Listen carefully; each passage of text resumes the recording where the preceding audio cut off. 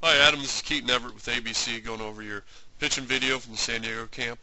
We're just going to go through and kind of break your mechanics down step by step and kind of go through and talk about where you're at a few certain key spots and just kind of talk a little bit about how we can get ourselves, improving our velocity, keeping ourselves healthy, and just getting consistent as a pitcher.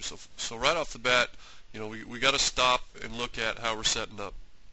So much of how we're starting kind of dictates how we're going to finish. Okay, so right off the bat, you're seeing that you're basically set up 50-50 with your weight distributions. Okay, and then as we go forward, what you're going to see is you're going to see this head go back. All right. So all that is that's just wasted movements. You don't go back. Just sprinters. You don't see sprinters get in the blocks, and you don't see them rock back and then rock forward. So we don't want to rock back and rock forward. What we want to do is get you starting all the way over your back foot, all the way back here. So now you're not getting that wasted movement. All right, it's easier to be more consistent when you're not moving backwards. It's easier to time. All right, so if we're to kind of go back to where you should set up, all you're doing is you're shifting that weight back to set up back where that circle line is now. So now you're shifted back over that back foot. You're probably 80% on that back foot. You're on the balls of your feet. You're not just flat-footed. All right, and that's an easy fix. All right, that's an easy fix. So we just want you to start right there. All right, and that's just going to make you more efficient. It's going to get that movement going forward. There's not going to be any wasted movement. Okay, so that's an easy fix. So start with the weight back. All right. So I mean, once you get to this position, it's really solid. All right. A lot of times you'll see guys' heads and bodies kind of shift forward once that leg starts coming up. But if we go back and draw a circle over your head, once you're back over that back foot, you're going to see that it's staying right around that box, which is good. Okay. We don't want. We want our body and our momentum to start going forward once those hands break. All right. So as you can see, you're starting to go forward as they're starting to break. All right, so everything's solid. This is really a good position right here. All right, I like this. You're getting those, leading with those hips. The biggest thing with power generation is we want these hips to lead our body. All right, we don't want this left knee to kick open to start everything. We want to drive that back pocket, that hip, right towards that catcher and get that body moving down the mound. All right, so you're really good at getting down here. All right, so now the next kind of the main position we look at is where you're at foot strike. All right, and you have a really long stride, which is good, but you're starting to get, it's almost like you're almost kind of overextending, and you can see it's kind of tough to see because you can't quite see where your left foot's landing, but I think we're going to call about this foot strike about right here. All right, so you're seeing you're landing on your heel, which isn't good. All right, we want to see, I think we'll call this foot strike. So you want to see, more of the balls of your foot. A little bit of heel, but this is a pretty extreme heel land. All right, so just kind of get to a point where you're not reaching out so much with that left foot. You're just letting your hips stay closed. You're driving the hips down the mound, and wherever that foot's going to land, it's going to land. We would want to try to get more in the middle of the foot to the balls of the foot. All right, so now at foot strike, now we're going to look at, what your arm's doing, what your hips are doing in relation to your upper body. So right off the bat, you're starting to see torque. All right, you're starting to see these hips turn towards the plate before that upper body's going, which is really good. All right, that's good, especially at your age. You don't see that a whole lot, so that's really good that you're using those hips and getting that torque. All right, one of the things I'm seeing is how your back arm's kind of lagging. You're seeing it kind of almost stay straight the whole time. You see this angle right here, and it doesn't ever kind of get to a 90-degree angle. All right, we're not saying that you have to be at that position, but we want to try to get this ball a little bit more, at a little bit more of an angle. And all that does is that just gets a little bit more torque on the ball. It gets your elbow in a little bit healthier position, because right here, when you turn forward, that's going to take a big load of stress. All right.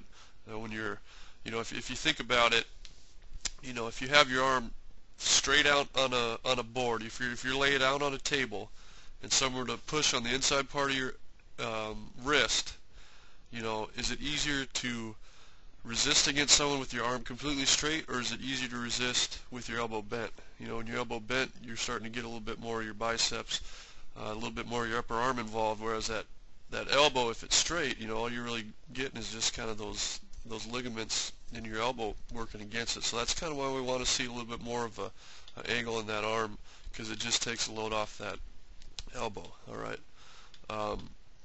So once you're coming through, you're doing a pretty good job of getting down over that front foot. We'd like to see this glove try to stay a little bit farther out over that front foot, because all that is just kind of a guide for your body. Your body's going to want to try to follow that glove.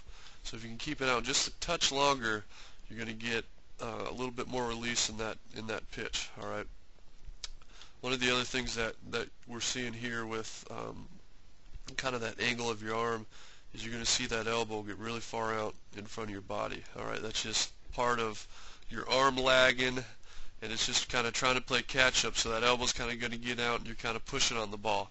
You're not getting up on top and being able to drive down on the ball. It's more of a push. All right. So that's just kind of one of the things we've got to make sure that we're getting that ball up, getting up on top of it, and staying through the ball. Part of that overextension too we talked about earlier is you're going to see this back leg. It's looking like right here. Your back ankle is almost dragging on the ground, and that's just more of that overextension. Just kind of too much collapse in the back leg, not really staying through your back leg. We want to try to see at this position, trying to keep a little bit better angle with your leg. They're not going to be so severe. It's kind of more like a angle right here, not necessarily a 90-degree angle out on that front foot. We want to stay more towards that lower half through that back side. All right, so just kind of stay back a little bit more, and just, we just want to see less angle out here, because that means you're staying more on that back side. All right. Then we'll go to release. So as you're releasing the ball, you're seeing that collapsed backside. That's just a function of pushing the ball, getting down a little bit too much. At this position, optimally, we'd like to see more of a straight leg angle, kind of like this. So now you're getting down over the top of the ball. You're driving it down the hill. You're getting more angle. You're getting farther out front.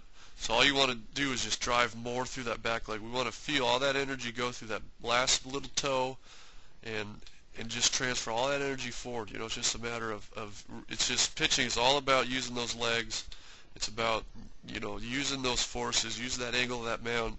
And to get that lower half involved, we got to maximize using it. So it's just a matter of initially staying back, where you start back over that back leg, stay over that back leg throughout your whole delivery, using that right leg to drive, using that right leg to finish, and then work on that ball path. And what will help with that is just speeding up your hand on your glove, just speeding it up, getting it up on top. Just think of it getting above your ear, or just something to kind of help you get to that point where there's a little bit more angle in that arm, because I want to keep that elbow healthy for you for a couple years. Not a couple years, but many years. So anyways, Adam, overall, everything's pretty solid. There's not a whole lot of major issues. It's just a matter of staying back, using your legs more, and just kind of finding those angles that'll help you out a little bit more. So anyways, thanks for coming out to camp. Hope you enjoyed yourself. We look forward to seeing you again with ABC. Have a great season.